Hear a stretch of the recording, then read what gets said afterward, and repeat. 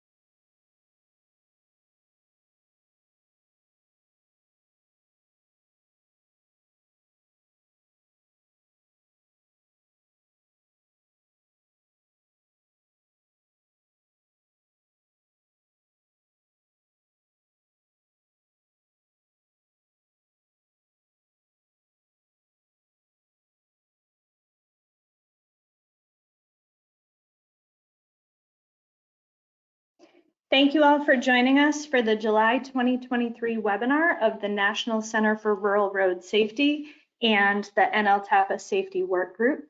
Our webinar is called What's Speed Got to Do with It? Speed Management Strategies. So first I wanted to say happy National Rural Road Safety Awareness Week. And our theme this year for Rural Road Safety Awareness Week is What's Speed Got to Do with It? We are currently on day 2. And we're doing our Great American Road Trip. Hopefully you all have seen these postcards that were created for this week. You can find more information about Rural Road Safety Awareness Week on our website at ruralsafetycenter.org. Yesterday we went and talked about rural speed challenges. Today is why speed management is important. Tomorrow we'll focus on speed countermeasures for rural roads. On Thursday, we'll be talking about incorporating speed into your local road safety plan. And on Friday, we'll be talking about building a culture of safe speed. So if you follow the National Center for Rural Road Safety on Facebook, Twitter, or LinkedIn, you'll see social media posts for each day going out. We'd love to have you sharing those social media posts. Would also love for you to create your own. And really go ahead and celebrate Rural Road Safety Awareness Week in the best way that you see fit for your agency. So first, I do have a question for all of you before we get into some of our logistics, and you can answer this using the question pod that you'll see over on the right-hand side. And so we're wondering how some of you have been participating so far in Rural Road Safety Awareness Week, or how you may participate later this week. So perhaps you created a proclamation, perhaps you've been sharing some of our social media posts or creating your own. Maybe you did a press release or a news article. Perhaps you've used your dynamic or changeable message signs and posted some messages for the public about speed, or others that I may not have thought about. So if you wouldn't mind dropping some of those things into the Q&A pod, we would love to hear some of those things that you have done. And now a few logistics while you all are doing that. Today's webinar is an hour-and-a-half long. We do have closed captioning available. Dana will now put that link into the chat pod for everyone. It has also been emailed out to those of you who have requested it beforehand. We will be recording today's webinar. It will be posted on our website at ruralsafetycenter.org/webinar-archive within the next week, so that you can share this with anyone else that you think may be interested in learning more about speed management strategies. As I mentioned earlier, we have that Q&A or question pod over on the right-hand side. Please feel free to put your questions for the presenters in there at any time. You can also put any technical difficulties that you may have, and we will read any questions for the presenters off to them when we stop for Q&A. We'll have 3 times today that we'll be doing that. Over on the right-hand side, you'll also see a handout pod where you can download a PDF version of the slides for today's webinar. Later, when we finish up, there will be a survey that will pop up at the end of the webinar. We'd love to hear your feedback on today's webinar and also what other types of topics you would love for us to talk about in future webinars.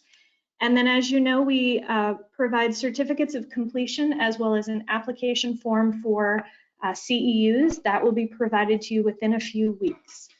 So please keep a lookout in your email for those. Those will come from our events email address.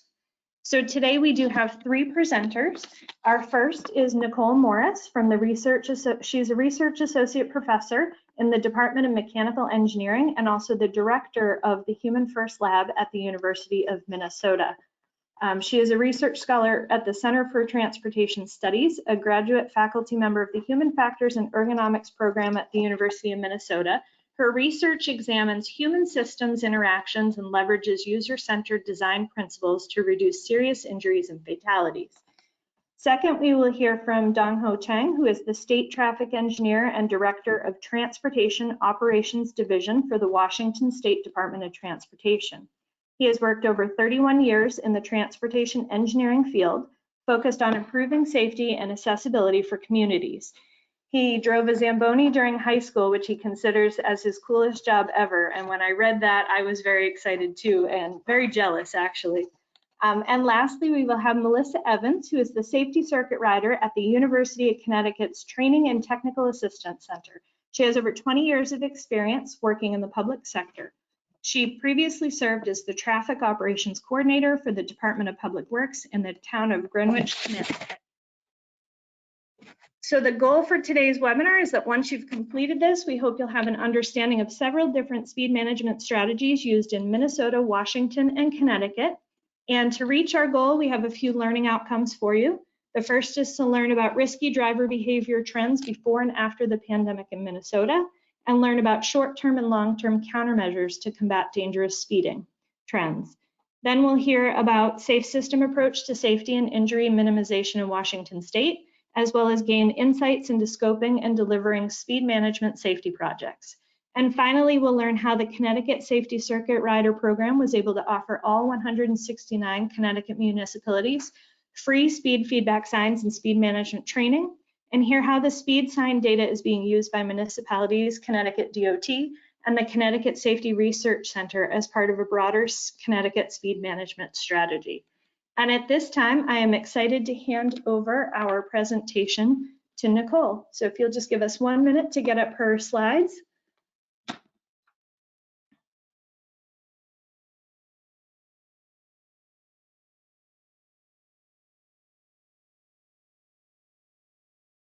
Okay, do you see my screen? We do, looks great, Nichole. Great, all right. Well, thank you so much. I'm really delighted to have been invited to speak with you all today. And really my passion is traffic safety, and I have a very intense passion for rural safety. I grew up in rural Kansas, and the horrors that rural families experience from traffic crashes and deaths is something I know very well. So I'm really delighted to talk about what work I've been doing and the future that I see how we can get through these perils on our roadways. So in 2017, Minnesota reduced our traffic fatalities to 358 lives lost. And the last time we experienced deaths below that number was 1944. And while losing 358 people on our roads that year was an incredible tragedy for many families, it really represented immense progress that we had experienced over the many decades where in the 1960s and 70s, losing nearly 1,000 lives on our road was quite the norm. Nichole, However, I'm going to yes. pause you for 1 second. I'm so sorry, but we seem to have lost your slides. So we're going to redo that. Dana, if you, oh, there we go. Perfect. Okay, Thank you. I'm not sure what happened. Okay, so you still see my slide? We can see them now. Yes, Okay, thank you. great. All right. So unfortunately, much of the ground gained in Minnesota and nationwide in the past decades has begun to slip away in recent years. In 2021, Minnesota lost 488 people on our roadways. This was a 23.9% increase from 2020 and a 32.7% increase from the 2017 to 2019 levels. Quite frankly, that's 15 years of progress that has been lost. So we certainly know that there's been a lot of changes in our roadways since 2020 and COVID era. And speculation really swirls about the reasons for these increases, with many pointing to traffic volume changes and shifts in our traffic volumes throughout peak hours, or likewise changes in enforcement, the way that police departments are allocating their efforts to policing, or overall just sort of societal contempt for the rules of the road, where we have this new sort of anything goes attitude on our roadways. But if we look at the data, we can see that this epidemic of speeding has been brewing long since before COVID and really plaguing our roadways for many decades. So in 2018 in Minnesota, we saw fatal crashes involving speeding accounting for 30% of our fatalities. In 2021, of course, this jumped to 35%. We also see a tremendous amount of super speeding on our roadways in Minnesota, like other regions have been seeing. So in 2019, Minnesota State Patrol cited 533 drivers for traveling over 100 miles an hour on our roadways. In 2020, this hit over 1,000. In 2021, over 1,200. So this has certainly been something that has been growing, but has really catapulted to new extreme levels in recent years. One very extreme example of this is Cambridge Police Department ticketed a driver recently for traveling 140 miles an hour. And just one of many examples of super speeding that is plaguing our roadways.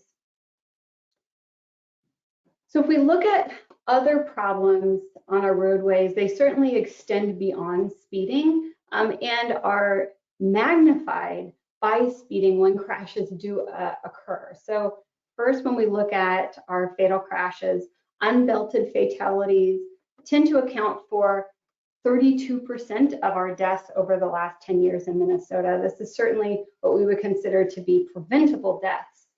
But if we look at the trends here, there is some encouragement. In 2011, our unbelted fatalities were 44% of our deaths on Minnesota roads. And in 2021, this shrunk to 22.5%. So we often don't see these really nice dramatic downward trends, but this is one trend that I actually have some hope that we may be able to see this shrink to zero in the coming decades.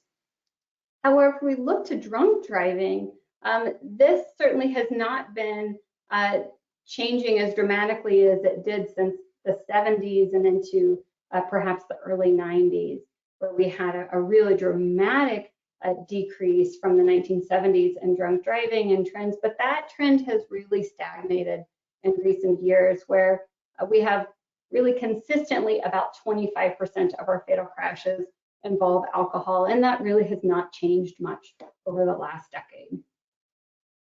But we have new troubles on the horizon.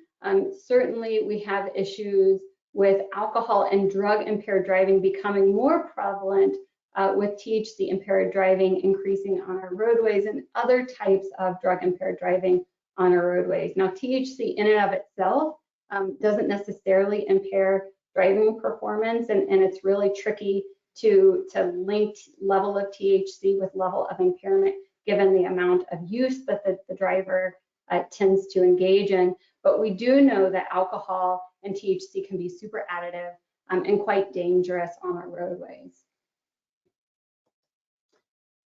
So what's at stake without action? Looking at Minnesota's fatal crash trends, this puts us on track to lose 4,000 lives on our roadways in the next decade. And using CDC estimates of economic losses for fatal crashes over the next decade, Minnesota alone will be estimated at $6.8 billion in losses, which includes hospital losses or hospital costs and work losses, and so on. But most importantly, the emotional toll on families is immeasurable. But I think that there is good news that there are some immediate and long-term actions that we can take to combat these challenges. But we really need to tackle speeding on our roads. This really all comes down to physics of slowing drivers down, so when they are involved in crashes, that they become survivable crashes. So the first step is really supporting right-sized road designs to encourage safe speeds, growing our roadways, adding lanes, making things feel really nice and safe really just encourages drivers to go very fast. And this is really exaggerated by other factors that are going on in vehicle designs of making vehicles quieter and smoother, able to accelerate very, very quickly. So making sure that this is a holistic approach, but starting with right-sizing roads is really important to encourage our safe speed levels. The next is legislatures really must provide communities with jurisdictional authority to enact automated speed enforcement. Now, this varies from state to state. In Minnesota, we do not have legal automated enforcement at the moment. This isn't a constitutional limitation, but it is a limitation that our legislature needs to provide the authority to our municipalities to be able to enact automated speed enforcement, and currently we do not have that. We know through lots of research in the US and in other countries that automated speed enforcement can be life-saving. And it is very important to enact because we know that our speeding problems are too far and widespread for in-person enforcement. It is important to make sure that we are using law enforcement to dissuade drivers from speeding, but ultimately, law enforcement officers cannot be everywhere at once. They cannot be on every roadway and every corner, and drivers know this and they will respond in kind. The other thing is that automated speed enforcement really can be deployed in ways that many drivers support. So we've done lots of work here in Minnesota to talk with people to figure out what are their concerns with automated speed enforcement and how would they be supportive. Most people are very supportive of using automated speed enforcement on school zones, work zones, roadways where people have died. And there are certainly lots of ways to do this with equity in mind, sliding scales. You can use written warnings through the mail. There's a lot of different versions that you can employ automated speed enforcement in a way that is really palatable to communities. And if you're using speed enforcement, this really can reduce the burden of law enforcement officers so they can be doing other types of enforcement that does require in-person enforcement, like enforcing drug impaired or alcohol impaired driving. But coming from a human factors standpoint, I always want to look at systematic reasons of how people are engaging in risky driving behavior and how can we prevent that risky behavior from happening rather than trying to really rely on the stick of penalizing people after they have engaged in that risky behavior. And so really pushing more legislation, more pressure on designing our vehicles to prevent speeding is very important. The first is quite simply speed governors. So most vehicles have a speed governor set on them and they're set to about 144 miles an hour. So that's quite frankly why the driver from Cambridge, Minnesota was able to reach 140 miles an hour because his vehicle allowed him to do so. But there's really no reason why a vehicle should allow a driver to reach 140 miles an hour.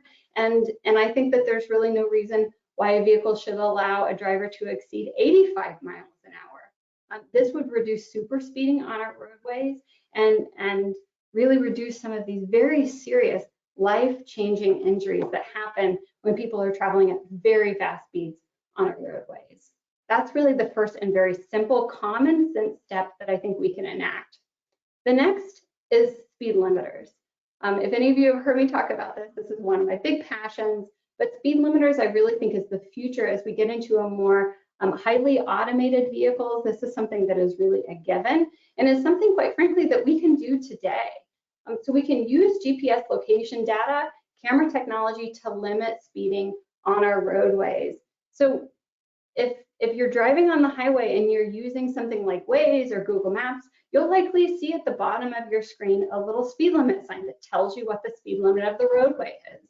This is a very low cost computer that you have there in your smartphone. Really pales in comparison to the computing power that your vehicle can have. If your phone can know that you are speeding, your vehicle certainly can know that you're speeding, and your vehicle, quite frankly, should prevent you from speeding. And this would allow us to prevent not just super speeding on our highways, but also prevent speeding in our communities where our most vulnerable road users tend to be. We know that pedestrians who are struck at a vehicle traveling 23 miles an hour have a 10% chance of death. So this is a vehicle that's traveling very, very slowly, and there still is some chance of death. But this is why we really are saying that 25 alive or going 20 through our communities really allows our pedestrians a good chance at survival. But if you increase your speed to 32 miles an hour, that chance of death goes to 25%. Going up to 42 miles an hour, you're at 50%, and 50 miles an hour, you're at 75% chance of death for that pedestrian being struck at a vehicle. Now, these may seem like innocuous levels of speeding for drivers. If it's 25, you may think it's fine to go 40. You may think it's fine to go 50 in a 35, but this really means life and death for the people who are impacted by the speeding. And quite frankly, our vehicles should just be able to prevent this level of speeding before it happens. So as I call on all of you and as I call on my partners here in Minnesota, we really need to be pushing more legislatures to enable their communities to use automated speed enforcement, to have more eyes on the road, and to reduce the speeding and save lives. We need to be really working with our government agencies and our local agencies to right size and redesign our roadways to encourage drivers to slow down. And we need to be working together. This is not something that Minnesota can do alone. We need all states pushing on our federal legislators to force our auto manufacturers to use speed limiters and governors on all vehicles. This is, again, technology that they have. There's just no political willpower to force them to make this available and mandatory on all vehicles. And there's lots of different ways that we can do this with a variety of different levels of implementation through cellular technology, where we could do geofencing within communities or near school zones, and in ways that we could slow walk ourselves into building systems where people simply cannot speed, and we don't have to rely on law enforcement and other types of prosecution to stop that behavior from happening. All right, well, thank you very much. I welcome any comments or questions. Perfect, thank you so much. And for anyone who may have questions, again, you can put those over in the Q&A pod on the right-hand side. And Nichole, we do have a few that came in for you while you were speaking. So the very first one is, how is speeding defined for the purposes of identifying speeding involved crashes? In other words, how egregious does someone have to be speeding for a crash to be identified as speeding involved, since probably 90 to 95% of American drivers are speeding at any given time? That's a great question. So I think you're pointing out a very important piece here in our crash data, which is we have a lot of subjectivity in what's happening with the way that we collect this information. And so when law enforcement officers are reporting to a scene of a crash, this is really a subjective call often that they're making in that initial crash report, whether or not they thought speed contributed to the crash. Now within MUC, the model, minimum model uniform crash criterion, so this is federal standards that are set for all states, then within that part of the crash report, they can indicate the type of speeding, because there really is different types of speeding. So you could even say that the driver was speeding even if they were going within the speed limit. So if it's an icy roadway and it's set for 45, the driver's traveling at 45 and they crash, you could say that they were going too fast for conditions, versus you may say that they were racing or just exceeding the speed limit. So we do have some more detailed data within the crash report But it really is not as objective, I think, as we would all like it to be. Now, within fatal crashes, you tend to have a reconstruction that goes in, but that reconstruction usually does not go back and replace the original crash report data. So for criminal prosecution or other things, you may have a better investigation of exactly how fast they were going and whether or not that speed likely contributed to the crash, but it's not going to go into the bigger sort of pot of data that we have. And I think that we have better data capabilities in the future where we could help law enforcement officers pull that off.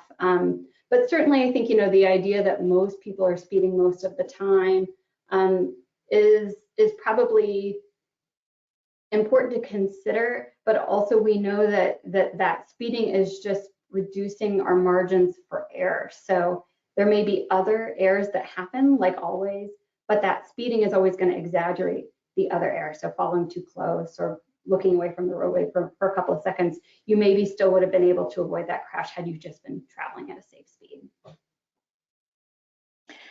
The next question that came in for you is about the unbelted fatalities that you mentioned. So they're wondering if the percentage of unbelted fatalities include all fatalities or just the ones where belting was an option, for instance, isolated from pedestrians, bicyclists, and motorcycles.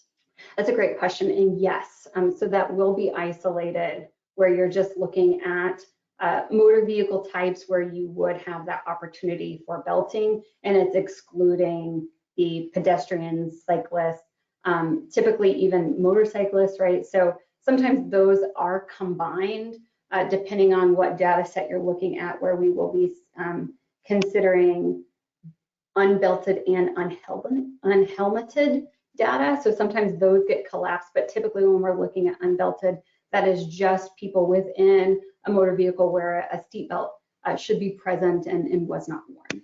Yeah, that's a good question. Another question that came in was, how do you envision we could aggregate speed limit data accurately to use it as a limiter? I found many discrepancies between posted and approved speed limits in my work. GPS is often wrong and speed limits change over time. Yeah, that's a great point. So, we have lots of different companies that are out there that are constantly scanning the roadway. So you have Google is out there here, which is another big vendor. But you're likely still going to get some inaccurate data where you're either that the speed limit sign maybe has been shifted through construction or it's been changed, and then some of those companies are less interested in lower ADT roadways, so those are going to be more likely to be inaccurate. So I think that the solution there is doing a combined approach. So anytime you have a lot of automation that is hard to work around, you want to make sure that you have enough redundancy in the system. So that's why I pointed out we really want to be using GPS and camera data. So you would have your GPS unit that is pulling information from that database about what the posted speed limit is, but then it also is corroborating it with a posted speed limit sign that is, really high visibility, easy information for those cameras to be pulling in and getting duplication where you're not able to get that duplicating information. Then you wouldn't be able to do that overriding, or you would be deferring to something like a geofence. So you know that when you're in this area, you're certainly not on an interstate and there's no way that your speed could increase beyond, say, 45 miles an hour because you're in a city center or an urban center. So I think that there would be levels where you may be less restrictive and you would have to defer to other types of geofencing or other logic. But that's a great question, and certainly where there would be limitations in initial rollout. And then another question that came in for you is the fact that citations over doubled from 2019 to 2020 for 100+ miles per hour is a crazy concept. Do you know, did Minnesota State Patrol focus more on speed in 2020, or are these numbers genuine? So I do know that Minnesota State Patrol was doing some high visibility enforcement for speeding, but a lot of that was really in some of the metro areas, and it would be very hard to get that high if you're going on, 35E or 35W. So a lot of this was really stretched out into our rural areas. I think that Minnesota State Patrol, unlike some of the other law enforcement agencies, wasn't really backing off from their enforcement. And so how much they were dialing up or down, I think is hard for me to know exactly, but I think that this was fairly genuine and not a factor of high visibility enforcement from Minnesota State Patrol. I think it really was a factor of speeding has just gone through the roof. And one final question, and then we'll move along to our next presenter. But this one is, data is collected on the driver who hits a pedestrian. Will data start being collected on pedestrian distraction? Numerous pedestrians being hit are on cell phones and enter the roadway and get hit. Sure. So in the crash report, we do have information about what the pedestrian may have been doing leading up to the crash. And so we do collect some of that information currently. And so, you know, like all things, it's difficult to get the ground truth of what happened for that police officer after the fact.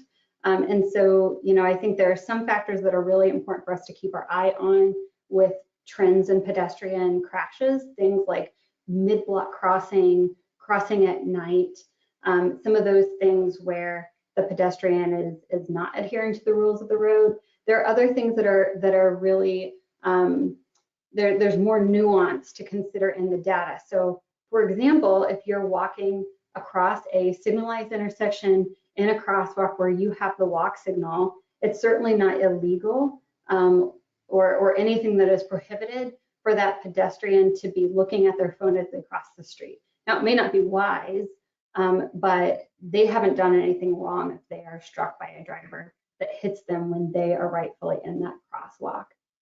Same thing goes with a pedestrian who's just left the bar and walks across the street when they have the walk signal and they are hit, and we look at that and we say, well, that pedestrian was drunk, but ultimately that pedestrian was doing what we have told them to do, which is don't drive and walk, and they were rightfully in the crosswalk, and it was the driver who hit them, versus, you know, perhaps a pedestrian who is drunk crosses mid-block at night, enters the roadway in a way that the driver couldn't anticipate and react to. So we have to be really careful when we're teasing out these different contributing factors as we're trying to come up with good solutions to prevent these crashes in the future. But it's a good point.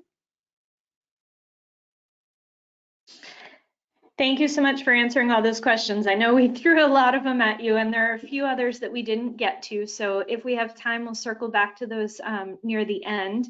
I do also want to thank everyone who's been putting in some comments and some of your thoughts into the Q&A pod as well. And I will put those into an email and share those with Nichole. We appreciate you sending those in. Thanks for her to think about in the future as well. So sure, and people are welcome to email me as well. Thank you. We appreciate that too. I bet. Next, we're going to move on to our presenter from Washington State. So Dongho, I think you're all set to go. We can see your slides. They look great. Thank you. Thank you, Nichole, for that really informative presentation. I'm going to share from Washington State what's going on for implementing complete streets and safe systems, and then provide some examples that is really hopefully helpful for setting that context at engineering, so that the speed and speeding, and hopefully the super speeding that some jurisdictions are seeing can be addressed. So this is a roadway in north of Seattle. It's a State Highway 99 called Aurora. And, you know, a lot of times in our communities, we see these type of roadways where we built them for really moving vehicles efficiently and safely, but we have not considered other users. And so as speeds increase and congestion is during the off-peak times, speed tends to be, again, a very much a barrier to these communities. This family is walking on the shoulder of a roadway, and many of our rules of the road require that if you're walking, that you walk facing traffic, and if there's a sidewalk, that you're required to use it. And so on this particular location with the photo, that family shielding their children as they're walking to a destination, to a sidewalk that's disconnected. If they are involved in a collision, most likely, they can be cited because they're not walking facing traffic. Infrastructure is built so that it really isn't conducive for pedestrians. So we have selectively not served those users, and so we need to really be thinking about that. And I'm really excited to discuss how Washington State is addressing this this need. Safety trends, similar to many communities, we have last year 750 fatalities in 2022. It's the highest since 1990s, and it's increasing at an alarming rate. And so it's one that our legislature, our elected leaders have been alarmed about and really focused on trying to get to the bottom of, and then trying to revise the trends that we're seeing. And there is really a cost to these collisions. Safety is the highest cost. If you see societal costs from collisions, $18.1 billion a year. It's more than state of good repair, congestion, and cost of greenhouse gases all combined. And nationally, it's even more stark, right? So the budget of all state DOTs, about $200 billion annual societal cost. It's $1.4 trillion. So there's an urgency in an economic sense to reduce these collision costs to our society. So Safe Systems Executive Order was just updated and signed by our Secretary, Roger Millar, and it directs each of our divisions to change our practice so that we can get to this safer system. Our design and safety guides, these are all underway. And it empowers all of us within the agency and our partner agencies to work together to implement them. One of the things that our secretary really wants us to do is look at speed and speeding, and also how do we change our practice, not within just Washington State DOT, but all of our jurisdictions, the county and the city. So in 2020, a group of stakeholders from various agencies got together and developed this injury minimization speed policy guide. And this is our footprint to try to reduce how we operate our roadways for that injury minimization. And we also have a transformational legislation that just been passed. It's called Move Ahead Washington, that directs by law our agencies to implement safe systems and complete streets on all projects that are 500,000 or more. So pretty much every project that we embark on as a state agency. And then we're also updating our target zero. So what that completes the requirement, it's pretty much when we are doing projects on a census designated population center, we are improving safety, mobility, accessibility for all users, and we're working with our local jurisdictions to do that. We screened all of our projects, and approximately 40% of all of our projects fall under this new state law.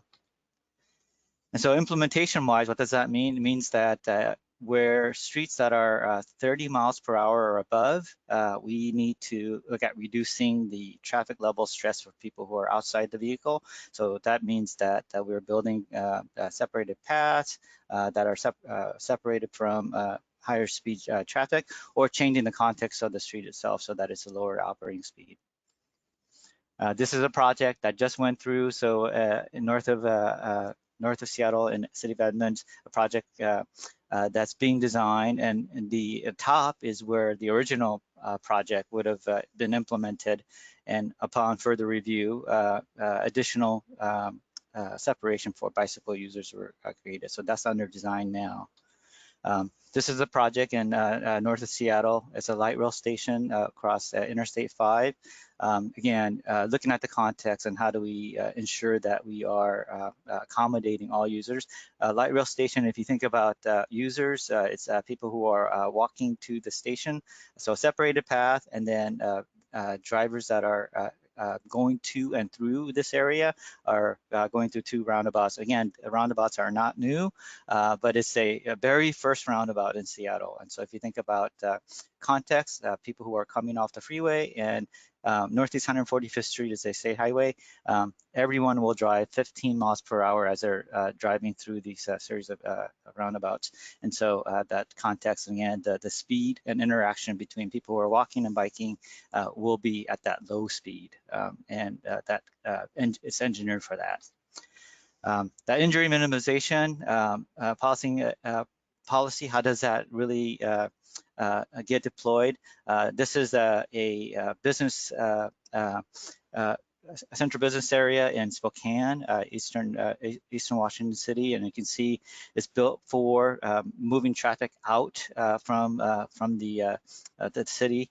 So it's a one-way facility. You can see on the left the before picture.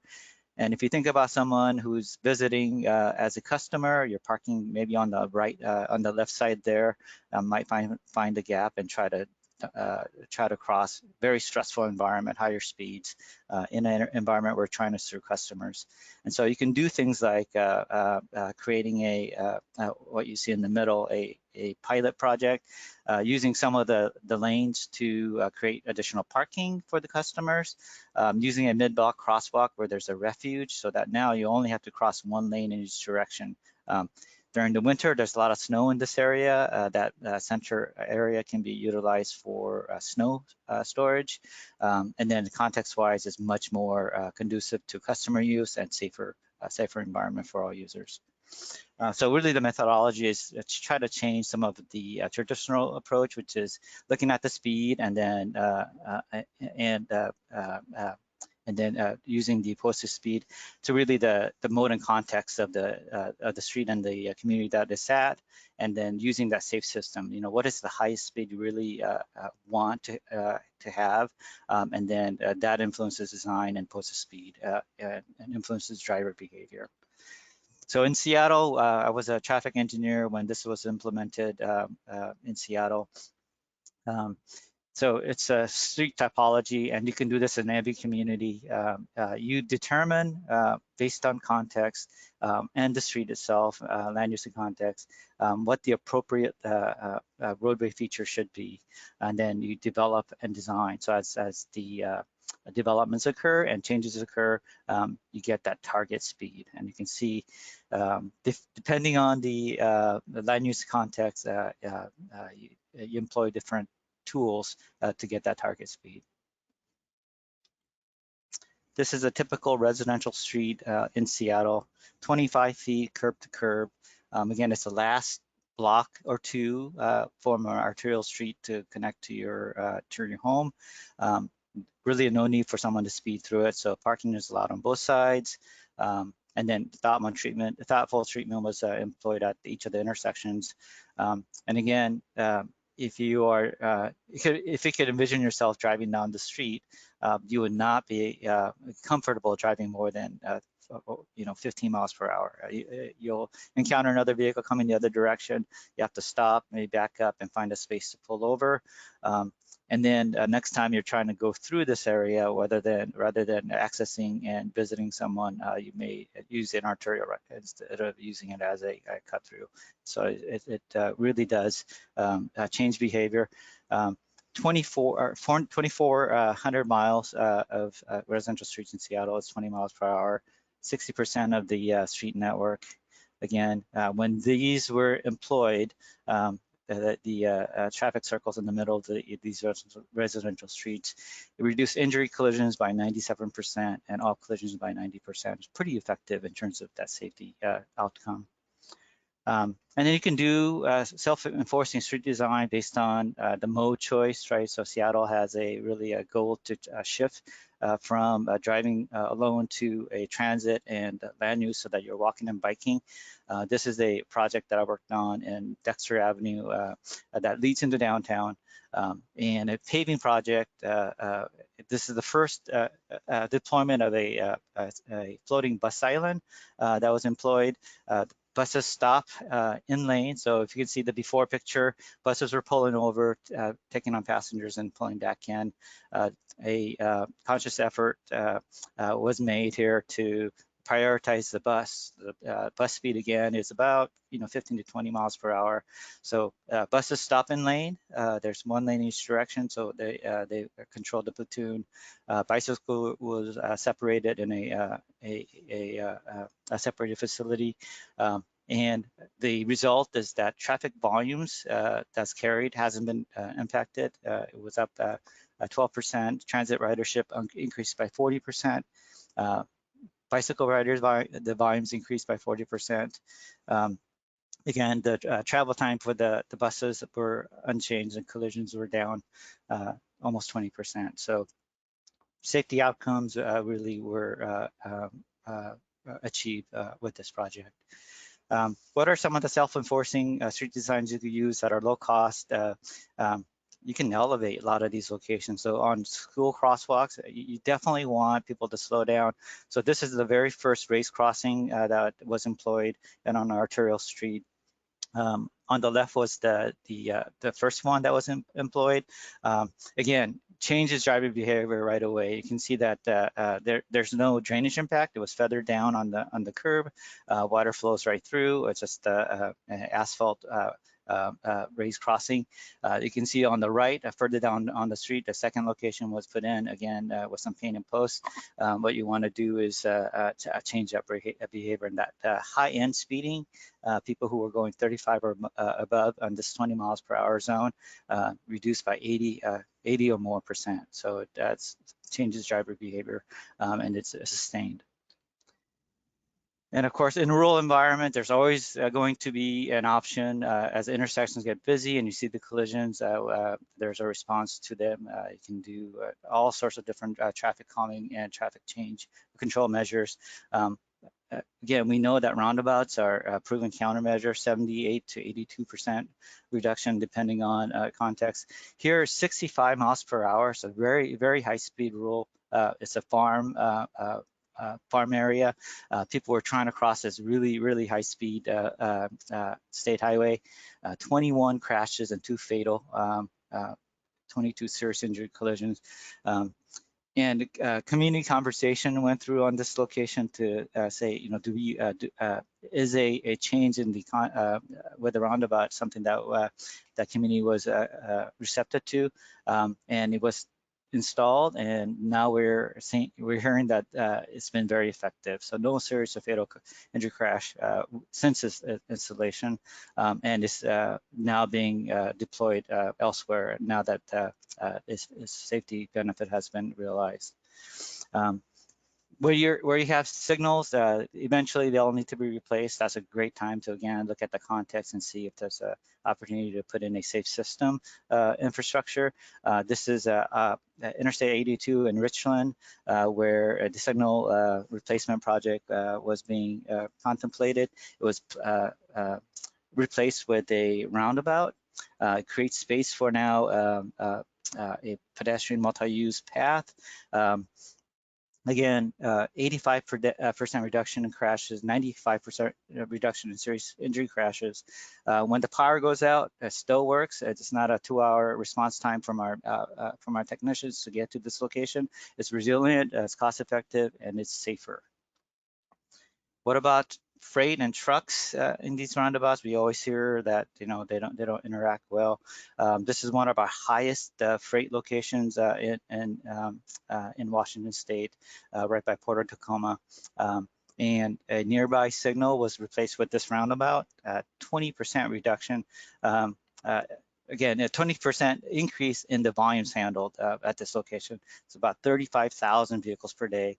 40% of the vehicle mix in the peak hour are trucks. So heavy trucks, right next to a multi-use trail connection, and no serious injuries since this installations. Very effective in the right context. And then, of course, you always have to think about, do you wait for collisions to occur, or do you put in the infrastructure? And again, if you are looking at safe systems, you want to be thoughtful about putting the infrastructure in first, evaluate, make sure that it's working, and then continue to improve upon it. This is location, again, that Aurora, that SR 99 section further to the south. A new school crossing was installed. As part of the evaluation. At the time, I was the city traffic engineer, and I worked with the state DOT to do these before and after studies.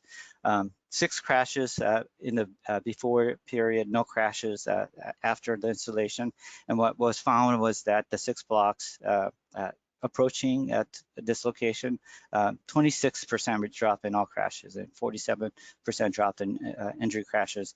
Again, the crossing itself helped create friction, also influenced driver behavior. They're now looking for school children's and community crossing at this location. Further south on Aura, on Green Lake, this is our most popular visited park in Seattle.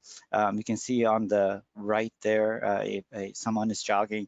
A driver hopped the curb and struck a jogger, separated her vertebrae, horrific injuries in a really a urban context. And so as part of this evaluation, that right lane, you can see on the before upper right, one of the lane was converted into a barrier separated temporary path.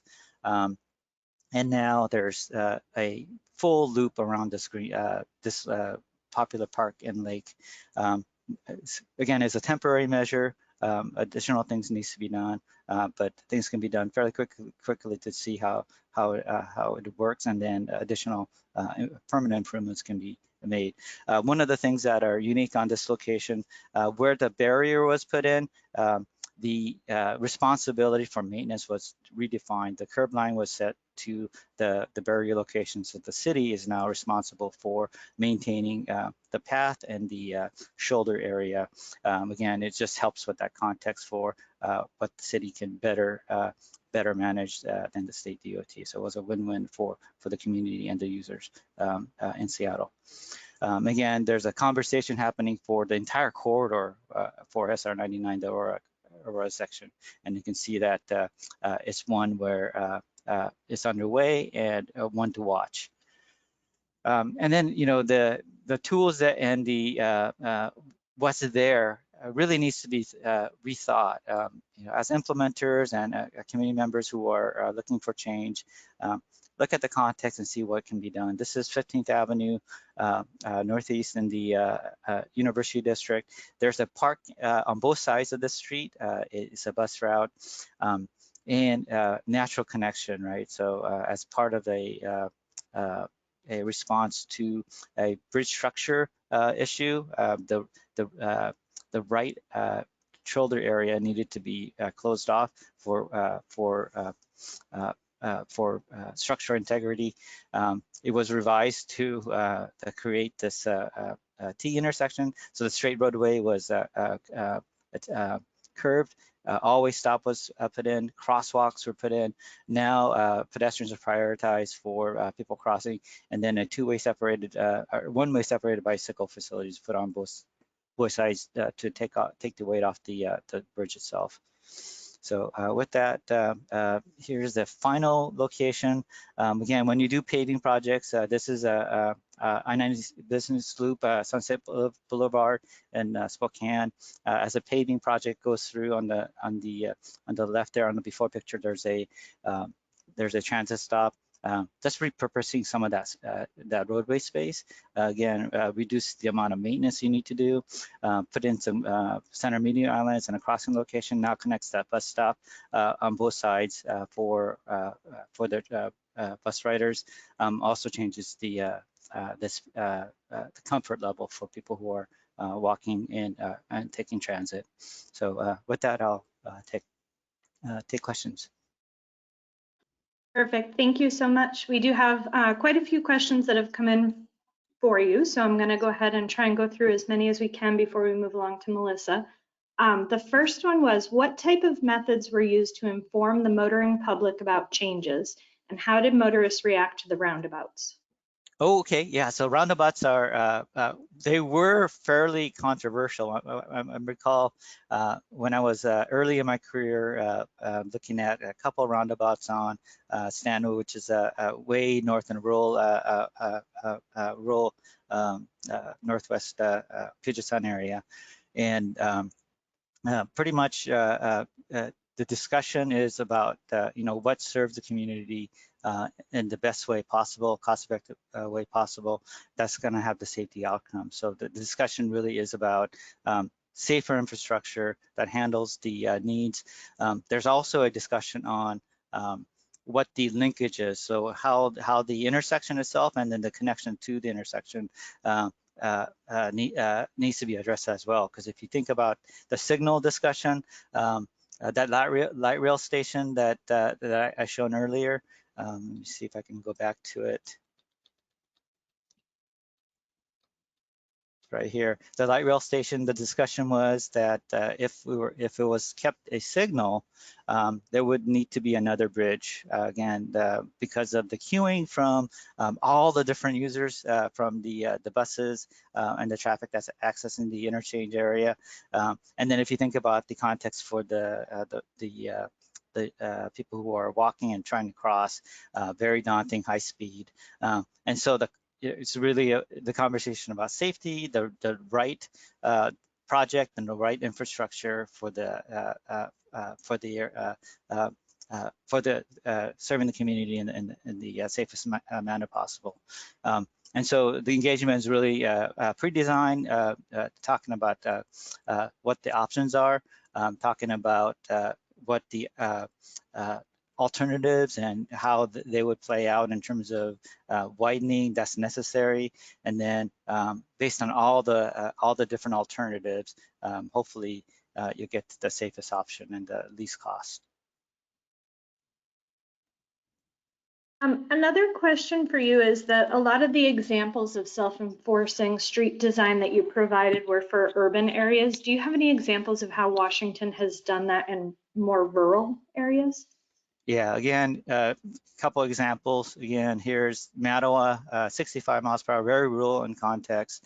And then if you want to change driver behavior, connecting rural communities where the main community areas are, roundabouts are really good solutions. Again, it changes the driver behaviors as they're coming in. They have to navigate this roundabout. Now people know that you're entering this main street of a town or a main street of a small rural community. And then context has really changed. You can put in gateway signs to provide that context. Another example here, again, when you're doing these projects and you have infrastructure in place, it's a conversation to have. Are there users out there that are walking and biking, or they're transit users? And then the context could be a roundabout that would provide additional space, and then the roadway that's connecting it can be downsized, right, to reduce. And then again, there are examples. Oops, sorry. The final example is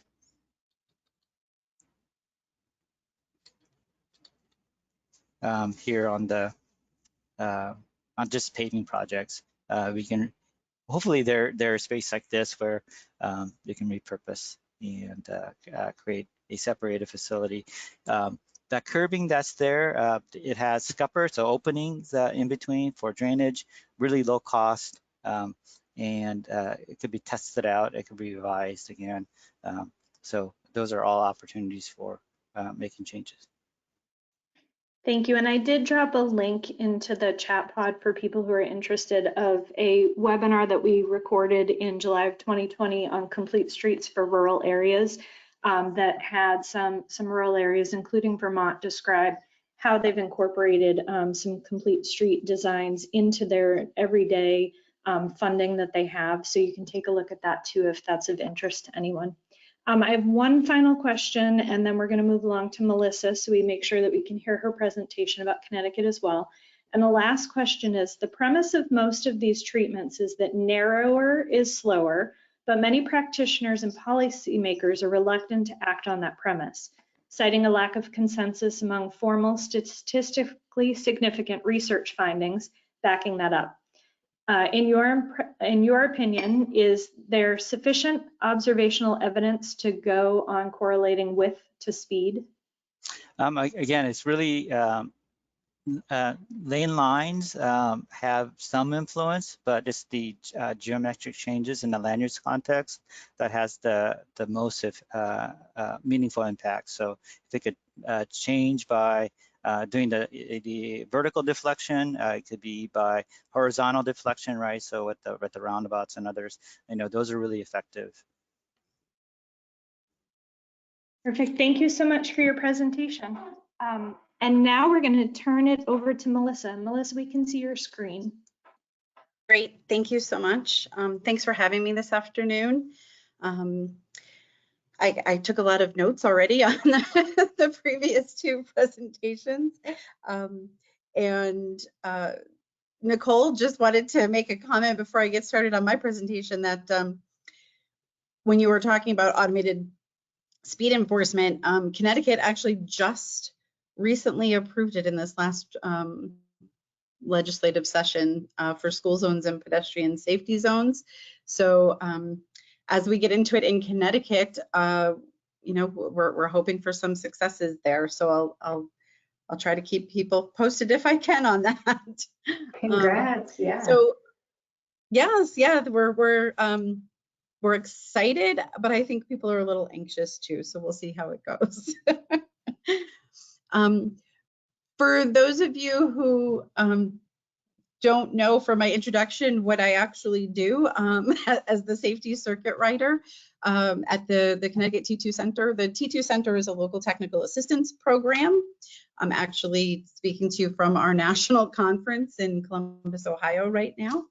But as the safety circuit rider, I provide free training and technical assistance to local agencies for any roadway safety issues that they have. Of course, one of those is always speeding. Sorry,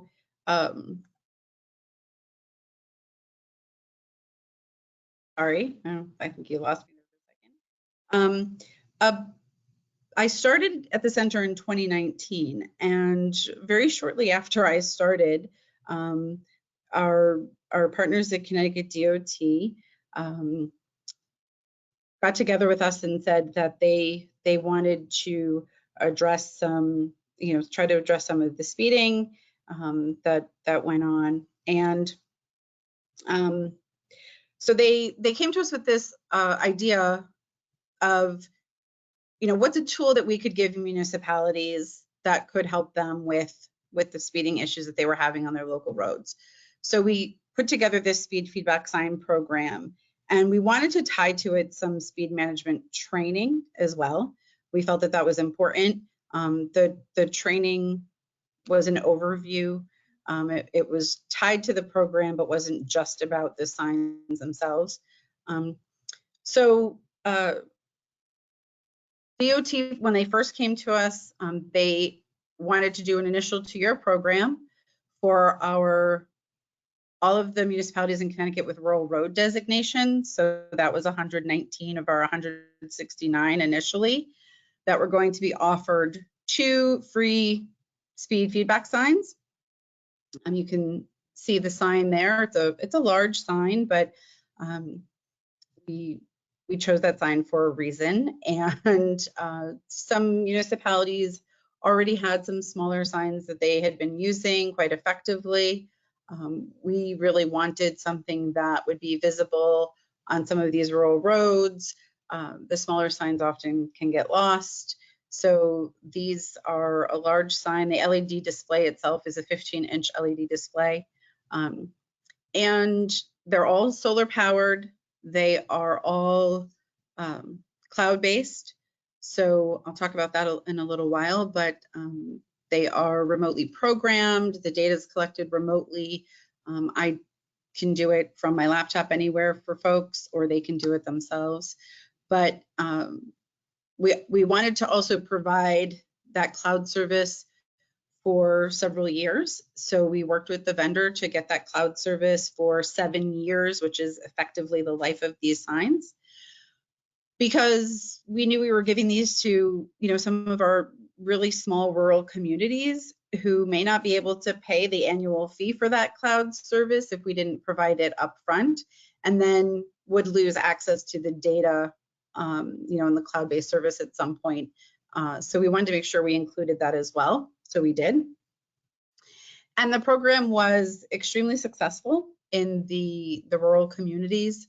I just had so many people who were so thankful to get them, who just started using them in various ways. And we looked at that and we said, okay, that's fantastic. We've done a really good job. There's only so many municipalities left. Maybe we can just do the rest of the state. And we went back to DOT and they agreed. So we did expand it to our urban municipalities. And as it turned out, we ended up with 163 of our 169 municipalities accepting their signs, which is a 96% acceptance rate, which it's not perfect, but it's not bad. We were happy with it. So, you can see here how DOT funded this with us. We did the rural program through the high-risk rural roads funding. So again, that was a 2-year project. It started in August of 2020. I had a whole delivery system that we went through for 2 years, getting the signs out to folks, getting them trained on how to install them and what type of data they could get from them. Did that for 2 years. And then when we went back to DOT to ask if they would be willing to fund it for the urban municipalities, and they agreed. That was funded through our HSIP money. That was a 1-year project that started last September 2022. And then I just wrapped up in June of this year with our final delivery. And you can see there it was managed by the safety circuit rider team, which is myself, our executive director, and our educational program coordinator. So all 3 of us, actively involved in the program. So basically what we did was, when we first started, I was putting 2 of these signs in my little Subaru and driving them around and dropping them off. And we very quickly realized that was not an efficient way to do this. So we reached out to municipalities that we'd worked with in the past that were good partners with the center. And I started scheduling some regional deliveries, which just really helped us get a more efficient distribution to municipalities. The vendor would deliver to one location the number of signs we needed for a particular region, and those folks would come to me. They would get their signs. You could see a couple of photos here of some of those regional deliveries, but they would pick up their signs. I would give them the talk about the program and what they had to do with their signs, and off they would go. I did use our regional planning agencies, both for finding hosts if I needed to, but also to ask them, which they very willingly did, to encourage their member municipalities that were maybe on the fence about accepting the signs or installing the signs. The regional planning agencies really stepped up to help me encourage that along the way. We did have some very small towns that weren't so sure that this was going to work for them. These are large signs, we're a rural community, we're not sure we want to put these up. And I was fortunate to have other towns, small towns, neighboring towns say, you know what, we did it. We'll talk to them. We'll tell them how easy it is. They can come see ours. We'll show them, you know, what we're doing, our installation process, whatever the case was. So that was wonderful to have some sharing going on where small towns became more receptive once they saw like, oh, hey, okay, if the neighboring town can do it, so can we. This is just a map to show you. This has been very recently updated. You could, so the municipality is just green, the signs were accepted by them, but they have not yet been installed. Believe it or not, we do still have a few municipalities that haven't quite gotten their signs up, but I'm working on them. The others that are hatched green have their signs and have them up and running. So you can see that's quite a bit of our rural municipalities have them up and running. And we did, you know, we didn't have 100% acceptance. All the municipalities that chose not to accept them were a part of our rural program for varying reasons. I mean, sometimes you just can't give stuff away literally, but I did talk to all of them, and you know, they did have reasons that they weren't going to accept them. So we just moved on from that. This is the urban map, same thing. To be fair to these folks, they were more recent recipients. So if they're green and not hatched, it could just be because they recently got their signs, which is fine too. But I don't let people go too long before I start reaching back out to them. So these folks will be getting an email from me probably in the fall. And then this is just combined. You can kind of see the state as a whole, what it looks like from an installation standpoint. So we've done a good job getting them up and running. So, you know, as I said, we did have a little bit of a difference between our rural and urban municipalities, obviously. Our rurals did need a little bit more encouragement at sometimes. Not all of them. Some of them got their signs, got them up very quickly. They were excited and are some of my best users. But I will say I did have to work a little closely with some of them just to get them to understand what we were trying to do with these large signs, which was slow people down on the rural roads and reduce crashes on those roads that were speed-related crashes. The urban municipalities were less concerned about the size of the sign. Many of them already had signs like this or were just familiar with this type of sign. They didn't need a lot of additional support. And those folks also had larger staff and capability to take on the programming and data access themselves. So I do have several users in the system that do that program the signs themselves and get the data, although I still do a lot of it for many of the municipalities in Connecticut.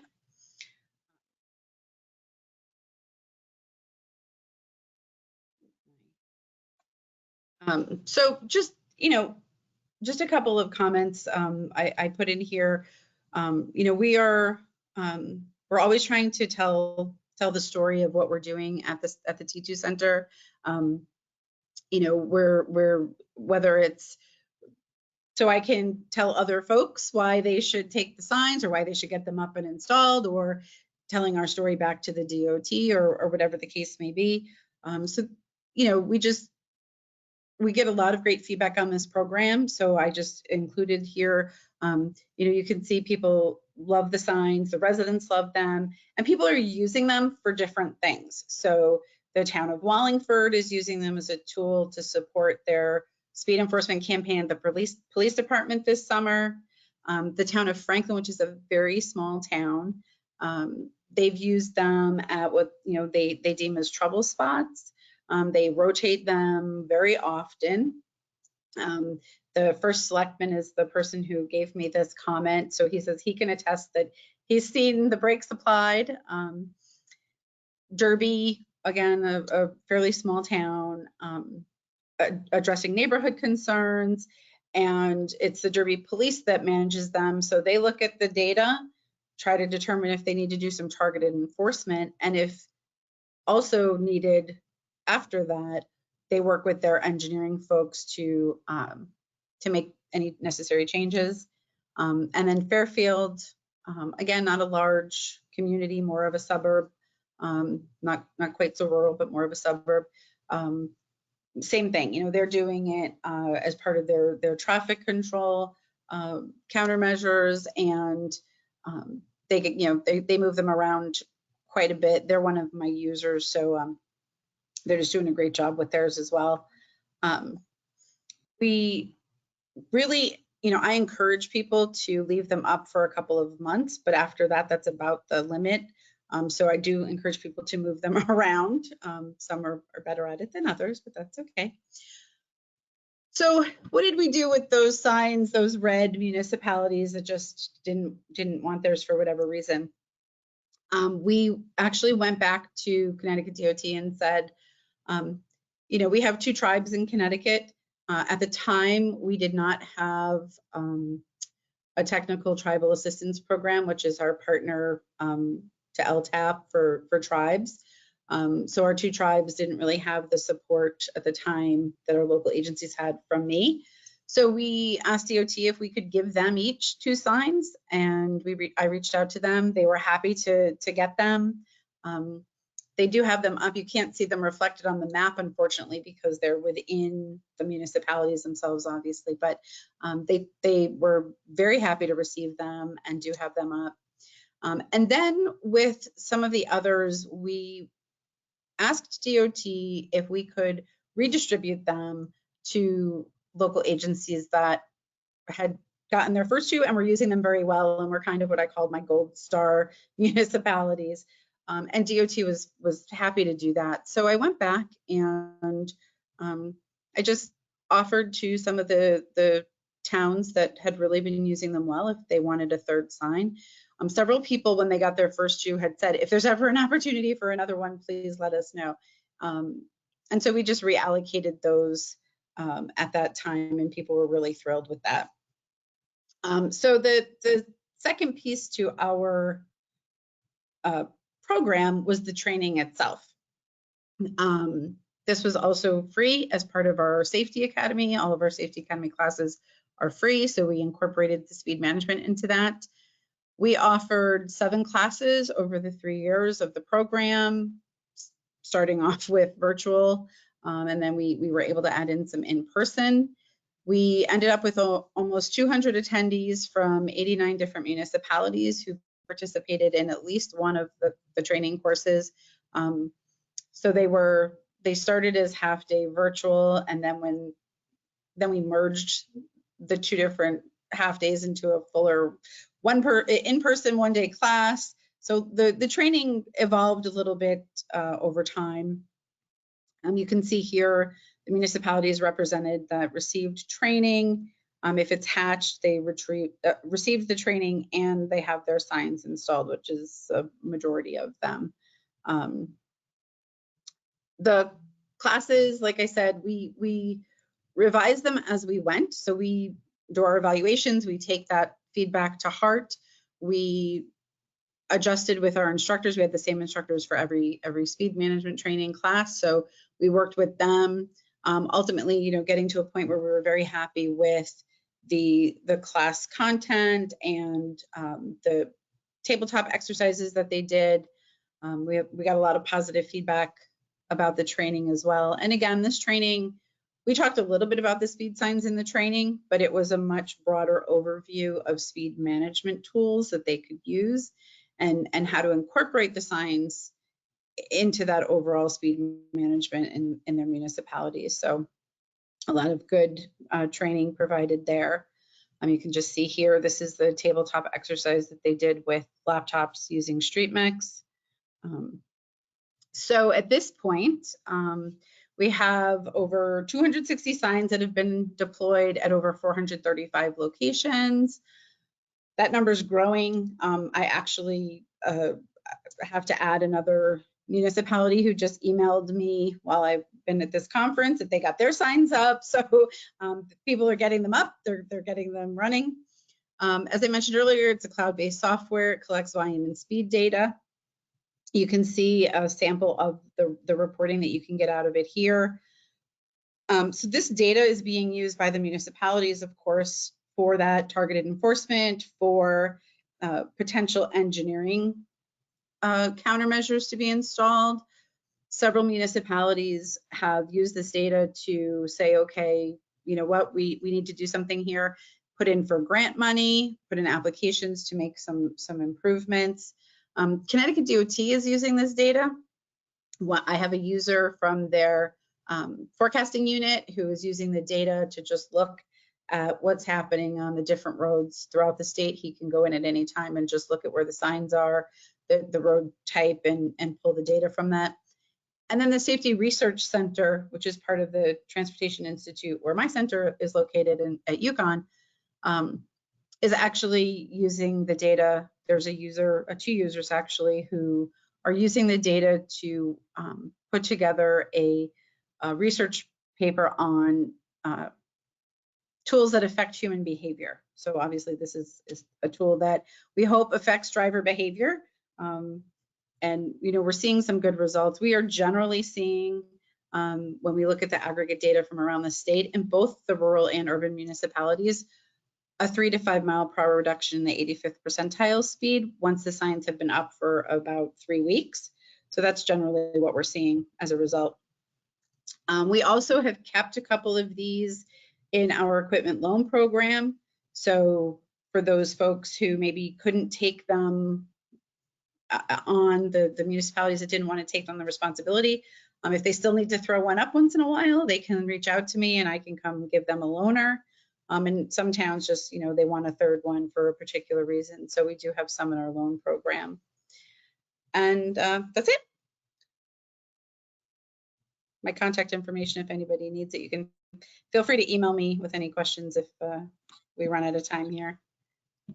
Thank you, Melissa. And we do have a ton of questions for you. So I'm going to try and fit as many as I can into the next couple minutes. Okay, I tried to talk fast. No, you did fantastic. We just have a lot of questions, a lot of people interested in how you did this. So Sure. one of the questions for you is, have you found that people are trying to see how high they can get the speed reader to go? Great question.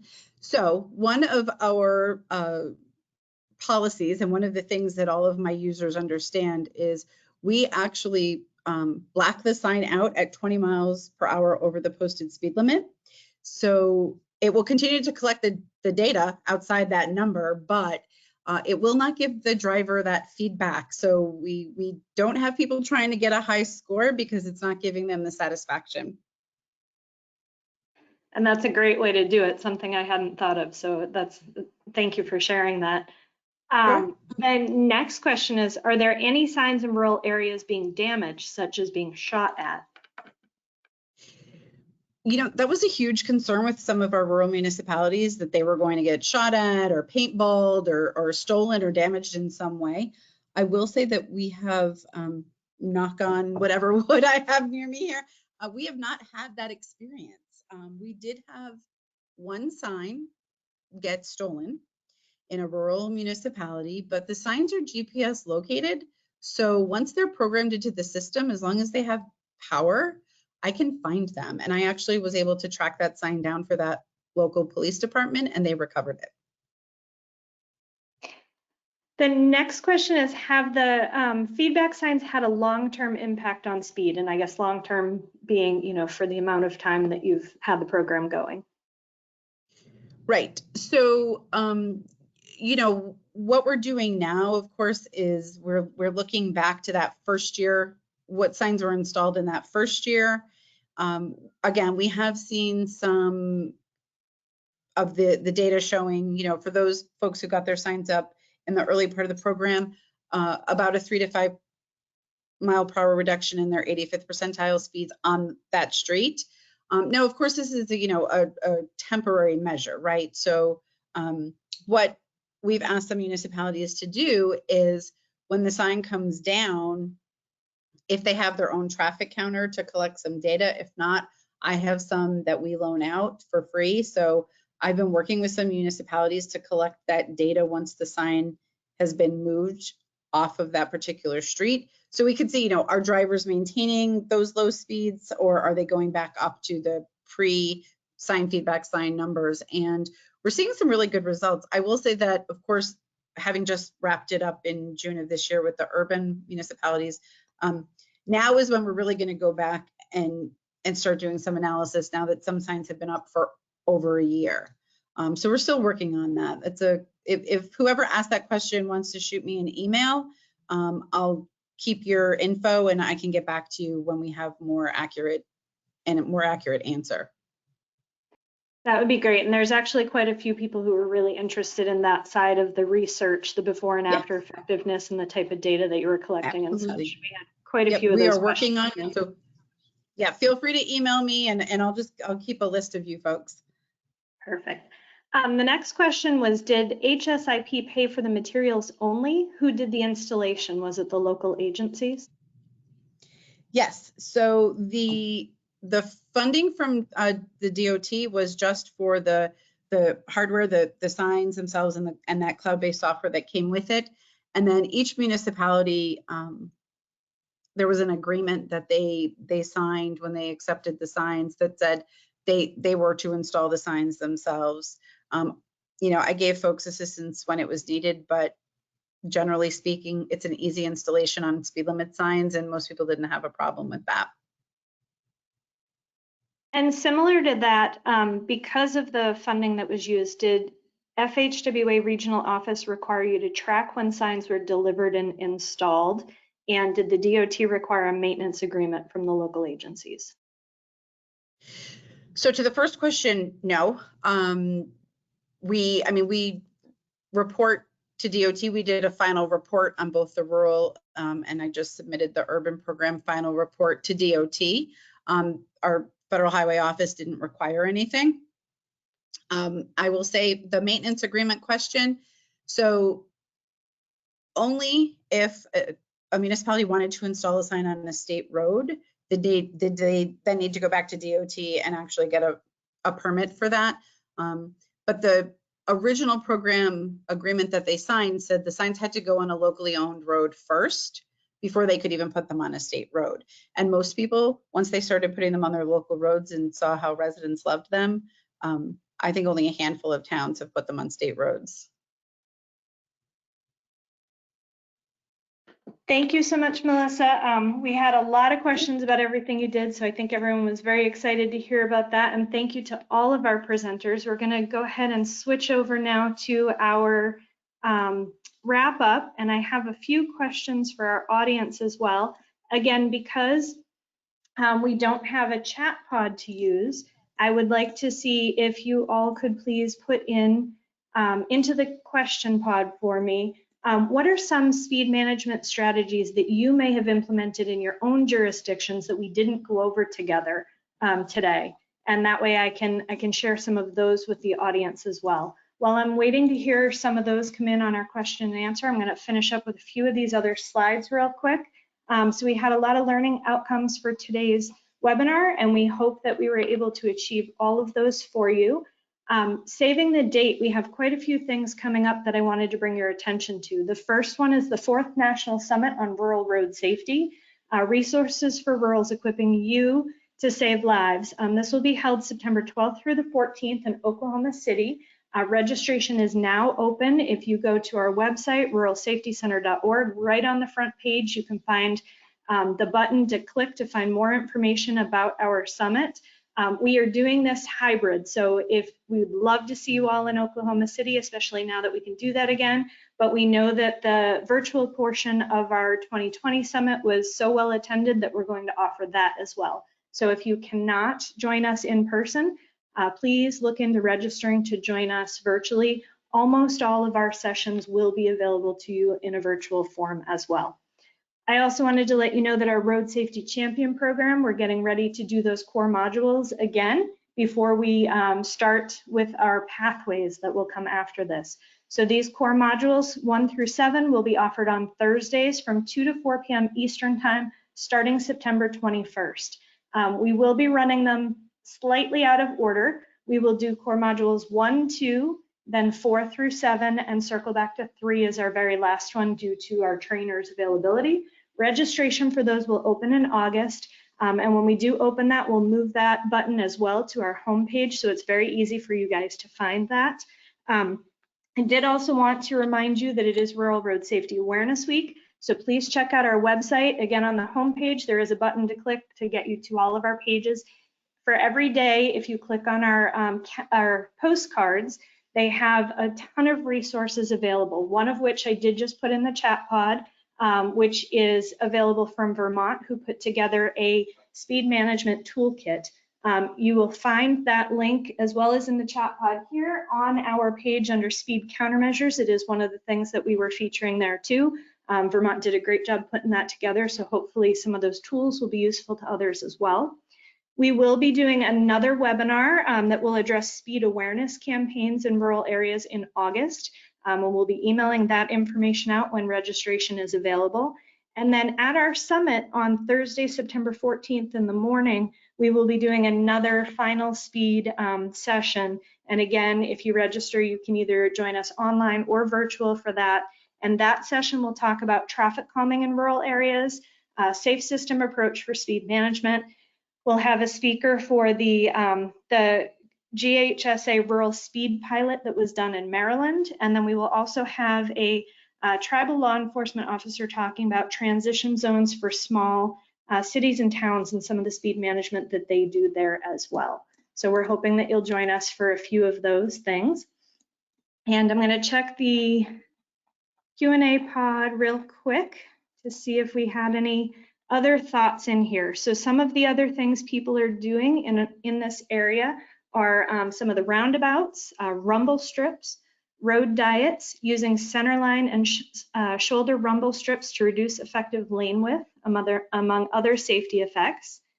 Blinky curve signs with reduced speed for design, some of the flashing LED speed limit signs.